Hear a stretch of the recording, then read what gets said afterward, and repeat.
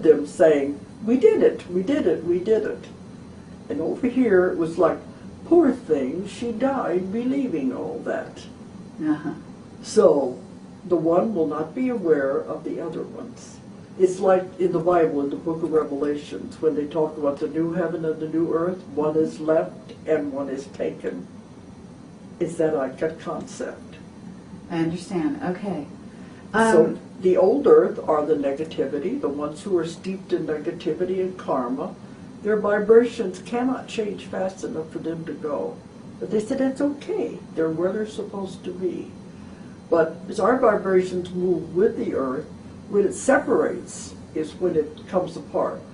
But we're coming to that time, but it can't be sudden. Now 2012 is what they're always talking about. They said that date is not definite. That is when it's like a culmination, when the energy reaches a culmination, like a plateau.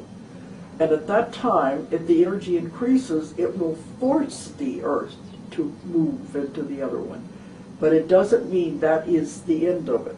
It's definitely not the end of the earth, it's the end of civilization as we know it. You'll begin to notice some big changes. But they said, it won't happen all of a sudden, it'll be subtle. Mm-hmm. You begin to say, things look a little different. Things don't feel the same anymore as they did on the other part. But as the two moves apart, but that is what happens between the two. So it's a little hard to understand. There is a definite separation. And when I was telling that in a lecture, this one man came up to me afterwards and he said, now I'm a businessman. I've never had this happen to me before. But I've got to tell you what happened when I listened to you describe this vision. He said, all of a sudden the auditorium disappeared. I was out in space and I saw it just exactly the way you said. So he said, I'm going to go home and make a computer drawing of what you said, and I'll send it to you. Just don't tell anyone where you got it. And I put it in my book. We have the color one at home. Okay. And the new earth is slightly over the old earth, and it's glowing, where the old earth is different. Mm-hmm. And it's hard for people to get the concept of the idea, but they're definitely two separate things.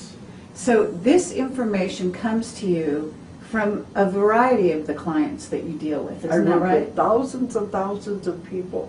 And each time they are talking about this process, isn't that right? I mean, you're When getting it comes out multiple in the therapy that I testimony. work, because I ask so many questions. Mhm. And I think it has more validity when I get the same information coming from many people that have no idea what I'm looking for.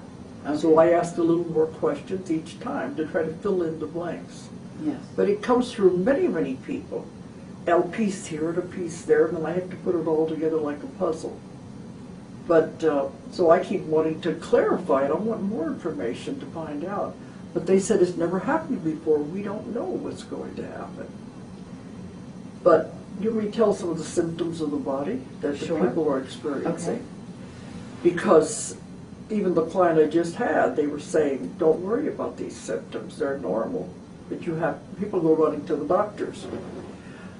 And when they start, people think they're getting ill.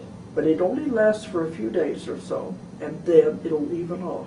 Mm-hmm. Okay, some of the symptoms they've experienced is high blood pressure, heart palpitations. That's a big one because they think they're having a heart attack. But it's the irregular beating of the heart. Also, depression, dizziness, headaches, body aches and pains. I think those are most of them, but they sometimes go from one to the other. They go to the doctor can't find anything wrong with them. Well, familiar with the work of Barbara Marciniak? Yes, I know her very well. Okay. And she has a book in which she, in essence, was communicated through by the Pleiadians. Yeah, I knew she had the older books. I didn't know Uh-huh. if she made doing Bringers anymore. of the Dawn, I think it is. Yeah, that was her first book. One of her 20 years ago. Yes, quite a long time ago. But nonetheless, they were talking about this transition time. Well, whenever, we are in and out of dimensions all the time. We don't realize it, but we do go from one to the other as we shift back and forth. It's natural, Mm-hmm. but that's not a bleed through. Okay. We have to keep the dimensions separate, especially there are civilizations on these other dimensions. There are people living there that we don't realize. There are smaller dimensions, but these are the bigger ones we're talking about. And I don't see how they can bleed through or how they can merge. That wouldn't make sense with what I've been told. Okay. But then I don't have all the information. That'd be good questions to ask. Now, what about your own life? In other words, can you describe what they kind of coin you as having a certain job, a certain mission from their point of view? Mm-hmm. Want to talk about that a little bit? Well, when I started with this, they wanted to know if I wanted to do it. This 25 years ago, especially when I got in with the ETs and things. And they wanted to know, they said, do you want protection as you work? And I said, yeah, I can take all the protection I want. So they said, all right, if you're not supposed to go somewhere, you won't be allowed to go out the front door. We'll take care of you. And then they said, as you volunteer to do this work, we'll keep you healthy. And all along, every time they come through, different individuals, they'll say, we will keep you infused with the life force as long as you want to stay in the body and do the work. Because they said I was very important to get the information out. Because I have such a curiosity, I want to know everything. So they wanted to give me as much information as they could. And they keep giving me more and more as a Convoluted universe comes along, the series. Because every time I think I've got it all, they give me another concept, another theory that I haven't heard of before. But they say we can't know it all. It's absolutely impossible. It's our human brain. It's the mind, not the brain. They said, because the human mind has no concepts to understand these things. So I always say, well, give me as much as you can. In analogies, examples. So they said, we will try, but it's a poor example. But at least we get a little bit about what's going on. So can you talk about any concepts that you've heard recently that are maybe the most wild Oh, they're getting wilder and wilder. What would be an example? Let me tell you a little bit about, you talk about the three waves and the energy of these pure beings coming in. When they first come into the fetus, they said the energy of the mother has to be adapted to bring the energy in. And so sometimes because of the difference in the energy of the mother with the incoming energy, that it'll mean the baby will abort or they'll have a miscarriage because the energy doesn't match. So they have to keep trying. Mm-hmm. So then they will bring in a little more to adapt it. They don't bring in the full energy of that spirit because they found out it will harm it. So as they come in, as they grow, as they become a child and get a little older, a little more of the energy will be brought into the body. And I've talked to people that end up being this kind of a person, and they'll say, yes, my mother had several miscarriages before they were born.